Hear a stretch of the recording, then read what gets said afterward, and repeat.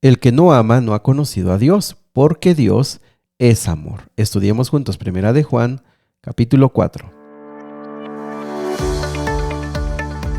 Nuevamente bienvenidos amigos, amigas a Momentos de Esperanza. Es momento de recordarte algo muy valioso, que lo más importante no es escuchar el audio, sino que lo más importante es que tú puedas desarrollar el hábito de abrir la Biblia todos los días y que tú aprendas a orar cada mañana. Eso es lo que realmente queremos y que, por supuesto, puedas compartir con alguien más lo valioso de escuchar, conocer y amar la palabra de Dios. ¿Sale? Bueno, pues vamos al capítulo de hoy.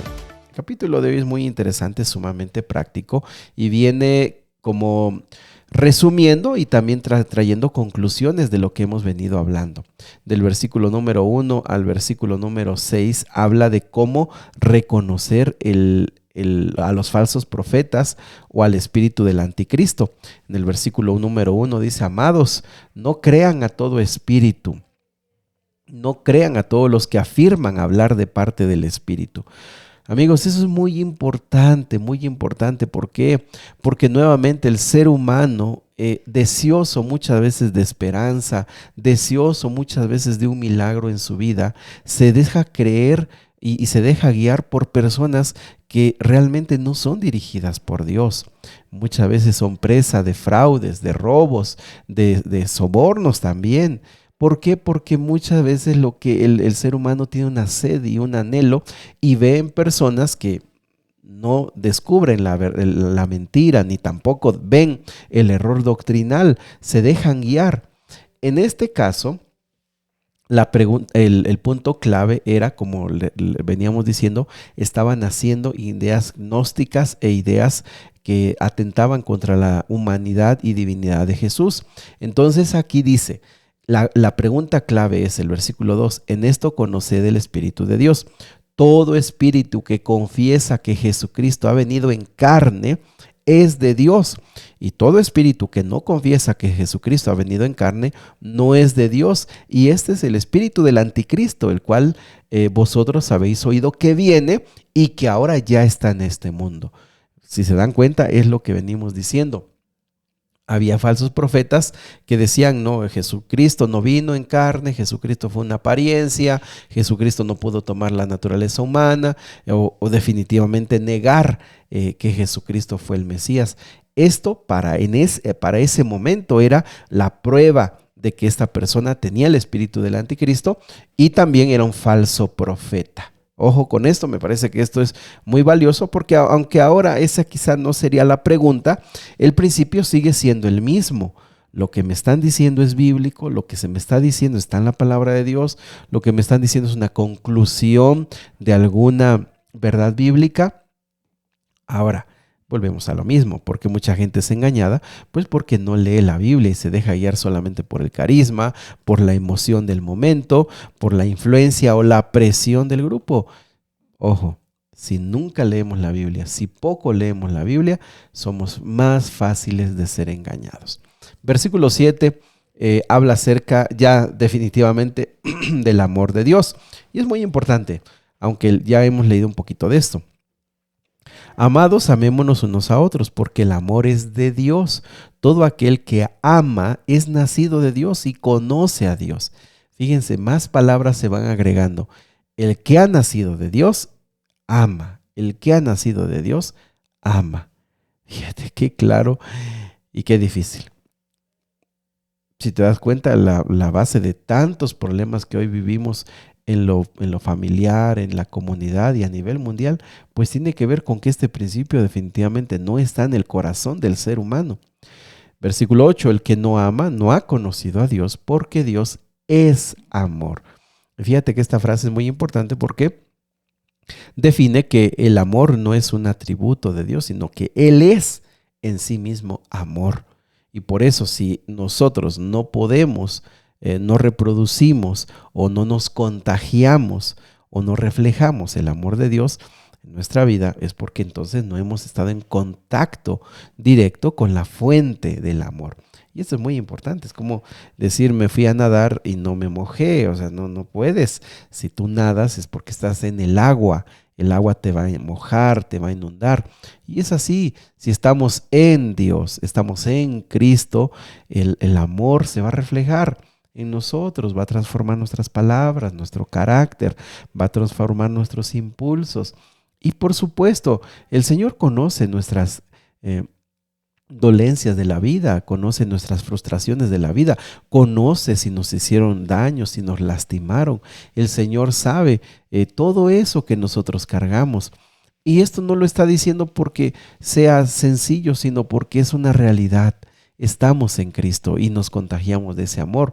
Por eso, mis amigos, si nosotros no hemos podido cambiar es porque probablemente estamos enfocados en otras cosas del cristianismo, pero no hemos ido a la base. ¿Por qué? Porque probablemente nos duele tocar estos temas que son los más esenciales. También el versículo 9 dice, y en esto se mostró el amor de Dios para con nosotros, en que Dios envió a su Hijo unigénito al mundo, para que vivamos por Él. Y en esto consiste el amor, no en que nosotros hayamos amado a Dios, sino en que Él nos amó a nosotros y envió a su Hijo en propiciación por nuestros pecados. El amor se ve, mis amigos, y esto es importante, esto es valioso, esto es oro puro. El amor se ve en que Dios, que es el puro, perfecto, sin mancha y que nunca nos ha fallado, amó primero a la raza humana que le falló, que vino Jesús, lo escupió, lo lastimó, lo mató. O sea, el amor se manifiesta en que la parte ofendida ama al ofensor, perdona al ofensor. Por supuesto, mis amigos, nosotros debemos tener muy claro que hay muchas cosas que entender. Por supuesto, nosotros no debemos confundir esto con decir, bueno, es que mi marido me golpea, casi me anda matando, pero yo tengo que amarlo, soportarlo, vivir con él. Hay cosas en las que nosotros debemos entender que el amor de Dios no significa tolerar y vivir de esta manera. Eso tenemos que tenerlo claro, por supuesto. Sin embargo, pues eso no implica que el amor de Dios deje de ser una realidad en nuestras vidas. Amados, si Dios nos ha amado así, debemos también nosotros amarnos unos a otros. Nadie ha visto jamás a Dios. Vean este versículo 12. Nadie ha visto jamás a Dios. Si nos amamos unos a otros, Dios permanece en nosotros y su amor se ha perfeccionado en nosotros.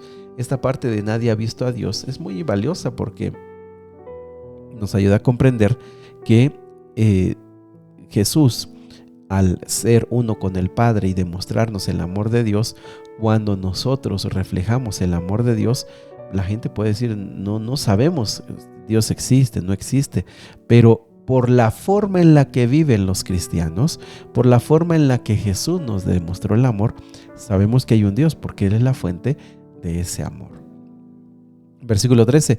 En esto conocemos que permanecemos en Él y Él en nosotros, en que nos ha dado de su Espíritu. Fíjense, la permanencia en Dios es lo que nos asegura que el Espíritu Santo está en nosotros, permaneciendo. Por eso no nos debemos engañar, que creemos que estamos en Cristo, pero no estamos, y de aquí a cada 15 días, un mes, oramos, leemos la Biblia, no estamos en Cristo. Y todo aquel que confiesa que Jesús es el Hijo de Dios, Dios permanece en él y en él y Dios. Otra vez eso de recordar la venida de Jesús. Ojo, que lo que vimos al inicio. Versículo número 18. En el amor no hay temor, sino que el perfecto amor echa fuera el temor, porque el temor lleva en sí castigo, de donde el que teme no ha sido perfeccionado en el amor. Bueno, este temor, en primer lugar, viene de un miedo al castigo de Dios o al juicio de Dios. Entonces dice, si tú amas verdaderamente a Dios, tú no tienes más temor a todo lo que tiene que ver con el juicio de Dios, porque para ti no es el juicio. El juicio de Dios es para los impíos, los paganos, los que no aman a Dios. Entonces tú ya no tienes temor. Pero esta palabra y esta frase también implica, mis amigos, que una persona que está en una comunión permanente con Dios ya no tiene miedo. ¿Por qué? Porque ¿a qué le tenemos miedo? ¿No es acaso que le tenemos miedo a la muerte? ¿Miedo a perder a un ser querido? ¿Miedo e incertidumbre al futuro? ¿Qué comeremos? ¿Qué beberemos? ¿Dónde viviremos? ¿De qué vamos a sobrevivir? No, estas preguntas y estas acciones las tienen precisamente aquellos que no conocen de Dios. Por eso, porque cuando ya estamos en Cristo decimos, bueno, mi vida está en las manos de Dios, yo soy su hijo, Él sabe qué es lo mejor para mí, Él suple mis necesidades, yo le sirvo a Él, yo vivo para Él y iré a donde Él me ponga. El verdadero amor ya no tiene temor. Por eso es que viene un gozo inexplicable, por eso es que viene una alegría y una paz en medio de este mundo, mis amigos, que está en aflicción y convulsionando por tantos asuntos. El cristiano puede encontrar gozo, paz y esperanza, alegría. Pero a veces decimos, es que yo no lo puedo tener, yo no lo tengo. Y volvemos a lo mismo que aquí se ha venido explicando. Si no permanecemos, ¿cuánto tiempo oramos? ¿Cuánto tiempo leemos la Biblia? ¿Cuánto tiempo nos dedicamos a buscar la voluntad de Dios y a obedecerla? ¿Cuánto nos proponemos amar a nuestro prójimo? Si no hacemos eso, ¿cómo o de qué forma puede el Espíritu Santo quitar el miedo de nosotros? Versículo 20, y si alguno dice yo amo a Dios y aborrece a su hermano, es mentiroso, pues el que no ama a su hermano a quien ha visto, ¿cómo puede amar a Dios a quien no ha visto? Y nosotros tenemos este mandamiento de él, el que ama a Dios, ame también a su hermano.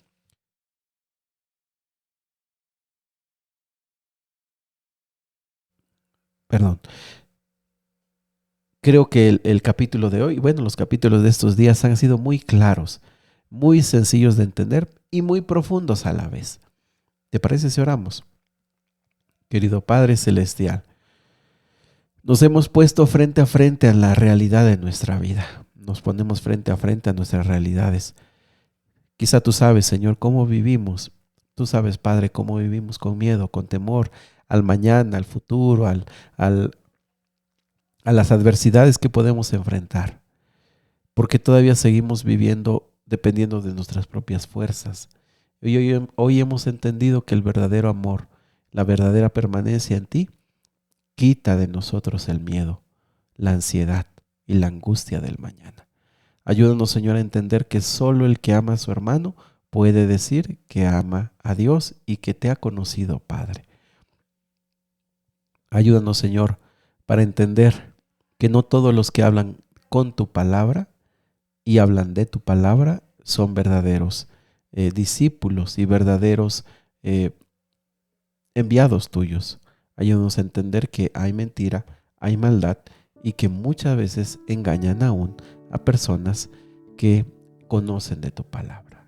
Quédate con nosotros hoy, Señor, te lo pedimos en el nombre de Jesús. Amén.